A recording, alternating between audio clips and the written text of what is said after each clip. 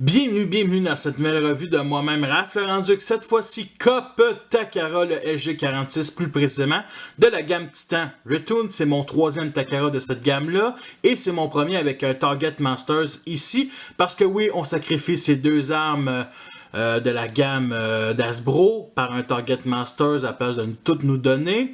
Fait qu'on a un End Masters et un Target Masters, c'est pour dire que dans G1 c'était juste un Target Masters. Et je l'ai surtout acheté pour la couleur qui est juste magnifique comparé au Hasbro. Sur le côté gauche, il montre tout ce qu'il contient. Et bien entendu, il y a ici une image qui continue dans cette petite languette qu'on doit sortir comme vous pouvez constater. À la droite, le même A3 qu'on trouve à l'avant, mais beaucoup plus complet. Sur le dessus de la boîte, il montre le Headmasters comme c'est indiqué ici sur le devant. Il montre aussi l'effet d'éclair pour la fusion ici. Et à l'endos, il montre du mode alternatif au mode robot, ainsi que le Headmasters dans le cockpit. Aussi montrer que le Target Masters devient l'arme et un robot. Et en bas à la gauche, on a une image rigolote qui montre des personnages de Beast Wars avec des jouets dans leurs mains. C'est assez mignon, on va se le dire.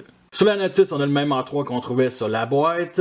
Orlando, figurine. Les tech specs ici, que vous peut-être voyez mal. Bon, bref. Et bien entendu, une bio ici en japonais que je peux pas vous traduire. Alors, si on l'ouvre, on a une BD ici qui est la suite de SG45. Ici, comme vous pouvez constater, fait que je comprends pas grand-chose. Il y a un Sharkticon qui utilise le mode alternatif de Cop. Bien entendu, le Headmasters et le Target Masters, ils s'assemblent. En tout cas, il y a une femme ici. En tout cas, je comprends pas grand-chose. Et si on ouvre la notice, il montre les étapes. Le Target Masters du mode robot au mode flingue. Et pour Cop, du mode alternatif au mode robot. Sans oublier mettre l'option ici du Headmasters dans le cockpit. Entre temps, je me suis acheté les guns Shapeways qui représentent bien entendu les guns G1 ou IDW. En noir, on avait plusieurs options, plusieurs couleurs. Noir suffit. Alors, c'est très rare que je fais ça. Mais pour Cop, Sergent Cop, pour un personnage que j'aime beaucoup qui est en plus un Wakers, pourquoi pas? Cop nous revient avec le même modèle alternatif que dans le jeu, un genre de pick-up cybertronien. Et c'est pas la première fois qu'elle est sortie dans les Chugs. Oui, je parle de la version Generation qui est un pick-up terrestre moderne avec un petit look rétro que je vais comparer plus tard. Et moi qui adore les véhicules cybertroniens, j'en suis ravi. Ça fait une couple de mois qu'il est dans ma collection et j'avais vraiment hâte de l'acheter. Et surtout que les couleurs d'Hasbro étaient assez dégueulasses. Et dans ma collection, il vient pas remplacer le Cop Generation. Il est vraiment dans mes cybertroniens, mes Wakers cybertroniens. Pour les couleurs, la première fois qu'on a vu sur Internet qui était gris foncé, ça rejoignait le fameux gris foncé quand Optimus meurt. Puis honnêtement, je comprenais pas la décision de Takara. Ils ont changé d'idée. Parce qu'honnêtement, j'aurais acheté la version Hasbro qui respectait beaucoup plus les couleurs du jouet et moins de l'animé. Mais Cop, il n'a jamais été gris foncé. Bref, on a un vert ici qui est magnifique, qui est vraiment la couleur principale. Ici, je connais même pas ce ton-là. Par contre, on a un vert qui est beaucoup plus clair ici, qui va peut-être vers le turquoise. Sur le devant, une partie du cockpit, sur les bras. Ici sur le devant. Et ici sur cette partie-là qui forme les pieds en mode robot. Je trouve qu'il aurait dû vraiment garder le même ton de vert foncé. Je trouve que ça gâche un petit peu le look. Sinon, on a du silver ici pour le devant du pick-up. Qui représente les phares et un certain grillage. Qu'on voit pas beaucoup en mode alternatif vu que le cockpit est vraiment mis sur un angle. Disons qu'en mode robot, ça pivote à l'intérieur de la vitre et ça devient le milieu du torse. Fait qu'on le voit mieux dans ce mode-là. Sinon, on a du jaune-orange ici pour des phares arrière. C'est pas sur Terre qu'on va voir ce genre de phare-là. Fait que c'est clair que ça vient pas d'ici. On a la vitre du cockpit ici qui a un petit ton bleuté, j'aime beaucoup. Sinon, on va l'ouvrir. Alors, il y a beaucoup de gens qui disaient que le Headmasters partait dans 42 000 directions. Non, il y a bien un petit trou ici qui fait très bien avec les fameux talons. Alors, on va le sortir ici. Il n'y a pas énormément de détails ici dans le cockpit, il y a comme un genre de siège. Pour la boîte à l'arrière, on a ici les points qui sont vraiment pas cachés. C'est le plus gros point négatif dans ce mode-là, tant qu'à moi. On a des trous 5 mm ici sur le côté, donc 2 et 2 ici sur la boîte. Et on a 3 paires de pegs de Titan Masters, dont 2 qui sont mis sur un certain angle. C'est surtout pour accrocher les Titan Masters comme ça, et vraiment former une tourelle pour mettre sur cet angle-là. Et honnêtement, c'est une bonne idée. Et on peut aussi stocker les guns Shapeways. Comme vous pouvez constater, aucun souci de roulement. Voici le point de vue du dessous, fait que vous remarquez qu'il y a beaucoup de membres qui sont pas très voyants, à part les cuisses et l'arrière de la fourche, avec les fameux trous pour mettre les stands. Et vous remarquez aussi des gros trous ici et surtout à l'arrière, qu'on voit bien entendu du point de vue du dessus. Alors honnêtement, je trouve ça vraiment très laid. Sérieusement, c'est une belle figurine, mais putain qu'elle a quelques défauts. Je trouve ça tellement inutile, en tout cas, c'est surtout dû à la transformation. Mais honnêtement, ça aurait été un third party, ça aurait été inacceptable. Mais vu que c'est du Takara ou plutôt du Hasbro, correct. Le voici en comparaison avec le Cop Generation qui est sorti il y a quelques années, qui est une bonne figurine qui est loin d'être parfaite. Vous remarquez qu'il n'y a pas le même ton de vert. Lui, ce vert clair-là, il est inexistant dans celle-là, puis honnêtement, moi ça me va très bien. Il partage le même grillage à l'avant, donc ça me va aussi. Et quand on les met côte à côte, vous remarquez que ce Deluxe-là est aussi large que celui-là. Par contre, on perd un peu de longueur, malheureusement. Nous sommes rendus à la transformation. Elle est vraiment géniale, tant qu'à moi. Elle est assez simple, mais très originale de la part d'Hasbro et Takara. Ça nous surprend. Alors, la première étape, on vient ici enlever le Headmasters et on le met de côté. On déclipse et on descend cette partie-là. On détache ici tout le côté du pick-up et on vient le pivoter comme ceci. Fait que parfait. On vient ici séparer ces deux parties-là. Et là, vous voyez ici ce peg-là, ça va ici dans ce trou-là. Alors on vient ici le verrouiller. Ensuite, on vient pivoter ici cette partie-là et repivoter celle-là avec le petit peg qui va dans ce trou-là. Parfait. Après, on vient placer cette partie-là ici. Tout est supposé clipser. Et après, on vient rabattre cette partie-là. Ce peg-là, le Titan Master, celui qui était au centre, va ici. Et le trou va avec ce peg-là. Parfait. Fait qu'on a une jambe. Fait que l'autre bord, c'est la même affaire. On place ça, on pivote, on clipse.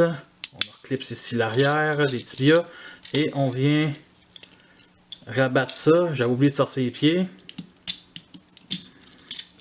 Parfait. Il y a un petit peg pour ceux qui ont des ongles. Moi, j'en ai pas tant que ça, mais il est quand même assez gros pour ceux qui n'ont pas d'ongles.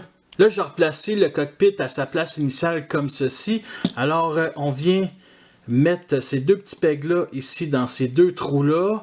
Comme ça, c'est juste pour dire que quand la première fois que je l'ai eu, ces deux pegs-là ne rentraient pas, fait qu'il fallait que je fasse quelques sessions de l'image et à un moment donné, ben, ça a décidé de clipser. Alors, on vient ici rabattre cette petite pièce-là, ici. Après, on ouvre le cockpit et on vient tout envelopper ici le devant du véhicule et on referme le cockpit, plutôt la vitre, vraiment à sa place initiale comme c'était en mode alternatif. Fait qu'on pivote ici les jambes, plutôt la fourche. On déclipse ici les bras, on les pivote, on les déploie, sans oublier de pivoter aussi la main. Alors, on déclipse le bras, on déploie, ainsi que la main. Voici le Headmasters, la version Hasbro l'appelle Flintlock, qui est le nom aussi du Target Masters. Justement, ce dernier a un autre nom, Rockwall. Alors pour moi, lui, il va être Rockwall. Alors vous connaissez les détails de Takara. La couleur ici peinturée sur le visage, une visière bleue, le visage est gris. L'articulation, vous les connaissez, mini bas-joint ici. Les bras, on peut les monter comme ça, les mettre sur un petit angle, faire une passe à la Superman. Et pour les jambes, ici comme ça, mode assis, et bien entendu comme ceci. Et pour la transformation de la tête, on vient mettre les bras comme ça, on plie les jambes et on a notre tronche de pédophile. Et on vient lui installer ici sur le corps. Et nous l'avons enfin en mode robot, il ressemble énormément à ce qu'on voit dans l'animé, et c'est carrément Popeye en robot. Alors, il y a des nouveaux bras ici, comparé à la version Hasbro, qui sont loin d'être parfaits, et ça c'est très apprécié de la part de Takara. Et j'ai des petits soucis. Au poignet, vous voyez cette ligne blanche-là, c'est une marque de stress. Et honnêtement, c'est à cause de cette partie-là qui est trop massive. Puis en plus, dû à la transformation, on doit la pivoter. Donc ça aide à rien. Puis pour mon autre poignet, c'est la même affaire. Alors pour les couleurs, on trouve les mêmes qu'à mode alternatif. On voit beaucoup mieux le jaune orange comme sur le bras ainsi que la fourche. Même à l'intérieur ici de l'avant-bras. On a du noir peinturé ici sur la ceinture. À part de ça, je trouve que ça manque de peinture ici sur les fameux triangles. Ce que le Hasbro a et que lui n'a pas. À part ça, je trouve que les tibias ici sont beaucoup trop massifs comparés à les minuscules cuisses qu'on a. Le seul logo Autobot de toute la figurine est ici sur la vitre. Alors regardez cette tronche de vieillard-là. Hasbro s'inspire beaucoup plus de ce qu'on voit dans G1 pour les visages. Takara, c'est carrément l'animé, puis ça, c'est carrément pareil comme on voit dans l'animé. Puis j'adore sa couleur du gris peinturé ici, que ses optiques sont bleues, mais attendu avec les deux tons de vert. Et regardez aussi ces genres de rides dans le visage, là, c'est quelque chose de faire un vieillard là, côté Transformer, puis pas dans l'univers de Michael Bay qui a l'air beaucoup plus facile. Sérieux, dans G1, il faut que ça soit un peu plus crédible, en tout cas, bref. Sinon, une expression faciale comme s'il y aurait un peu peur, comme s'il verrait Unicron arriver, whatever. Mais on s'entend-tu qu'il est vraiment prêt à raconter ces histoires de pétro-lapin, ou plutôt pédo-lapin. Close-up sur l'arme Shapeways, qui est le même que dans G1 et W. Alors, j'aime beaucoup le look de ce gun-là. Tu sais, c'est vraiment un gun rétro de science-fiction des années 80. Alors, une poignée 5 mm ici, un chargeur en forme de triangle, un canon ici en forme de phallus, une vise, une poignée, ainsi qu'une crosse en forme de phallus aussi. Sinon, il y a quelques petits détails ici à l'intérieur, genre de grillage, des petits rectangles. C'est de l'imprimante 3D, donc je pourrais les casser facilement, comparé à, mettons, du plastique de Dr. You. Mais, tu sais, côté look, là, vraiment, là, je regarde vraiment pas mon choix. Ils sont quand même assez chers, à peut-être 25$ les deux avec les frais de transport sur Shapeways. On peut les mettre dans ses mains. On peut venir les stocker dans les trous dans le dos. Et pourquoi pas dans les trous sur chaque bord des pieds. Et il fit parfaitement bien sur le Generation. On est rendu à son Target Masters Flintlock double canon. Justement, il y a beaucoup de silver. Et on a un genre de plastique translucide ici où que le silver est peinturé par-dessus. Que justement, sur cet angle-là, on voit un peu à travers. Mais sur cet angle-là, on voit pas pantoute. C'est assez spécial. On a deux pegs de Titan Master ici sur le dessus qui sont inutiles tant qu'à moi. Un trou 5 mm en dessous. Et bien entendu, c'est sur une poignée 5 mm ici. Je déteste l'épaisseur de ses jambes ici. Voici une petite comparaison avec Nightstick qui est sorti avec Cyclonus Reveal of the Shield. Justement, les doubles canons ici sur le top, ce sont bien les jambes du Target Masters. Fait que je trouve que lui réussit où ce que l'autre échoue. Et avec un des deux Target Masters qui se vendait avec un Scoop Generation, qui n'est pas la même configuration, les jambes ne se plient pas. Par contre, les mains ici forment des doubles canons sur le dos, comme vous pouvez constater. Personnellement, je le trouve trop gros pour la taille d'un Deluxe, puis en plus, il est très lousse dans sa main. Personnellement, je trouve qu'il fit mieux avec le Generation, puis en plus, dans sa main, il est plus tight. Alors, pour la transformation, on déplie ici les jambes, on les pivote 180 degrés vers nous, on pivote le haut du corps comme ceci, on déclipse et on descend. Les doubles canons qui forment le backpack qui est gigantesque. Alors, le voici en mode robot et il est vraiment mignon, on va se le dire. C'est un beau petit Target Masters. Beaucoup de détails ici sur le visage qui est silver et des yeux bleus. Le reste, les bras, un petit peu de silver. Sinon, on voit aussi, bien entendu, sur les jambes, du gris plastique pour les cuisses. Pour l'articulation, on a ici les bras qui sont sur bas-joint, donc on peut pivoter 60 degrés, on peut le lever comme ça. Rien, ses coudes. Pour les jambes, on peut lever ici comme ça. Bas-joint, comme vous pouvez constater, au genou. Et on ne peut pas pivoter le bassin à cause que la poignée est poignée dans le dos, comme vous pouvez constater. Alors le voici en comparaison avec la marine coloniale de l'univers d'Alien Mega Construx, Skull Green Power of the Prime, Target Masters de Scoop et de Cyclonus, que je vous ai montré il y a quelques instants, ainsi que des Endmasters, lui c'est un third party qui appartient à Brainstorm Fan Project, et bien entendu Rockwell Titan Masters de COP que je vous ai déjà montré. Pour les articulations de la tête ici qui est sur un bas-joint, celle du Endmasters, donc on peut descendre et lever, c'est assez limité, sinon pivot 360 degrés. Pour les épaules, c'est sur bas-joint, donc on peut lever comme ça, sinon on peut lever aussi de cette manière, pivoter 60 degrés, pivoter ici, Double articulation ratchet joint au coude, donc on peut vraiment faire ceci. C'est dû à la transformation. Et pour le poignet, on ne peut pas pivoter, par contre on peut juste le mettre à l'extérieur. C'est dû à la transformation aussi. Bassin 360 degrés, c'est sur bas joint ici les jambes, donc on peut lever comme ça, sinon vers l'arrière, sur le côté comme ça. Un pivot ici, juste au-dessus des genoux. Justement, le genou 90 degrés à l'arrière et un certain degré à l'avant. Et on peut juste rabaisser ici les pieds, mais c'est dû à la transformation. Pour le backpack, il n'y en a pas, tout simplement. Mais par contre, l'épaisseur des mollets ici à l'arrière, c'est assez massif, je ne mentirais pas. Autant que les tibias en avant. Sinon, il y a le petit trou ici pour mettre sur un stand Revoltec.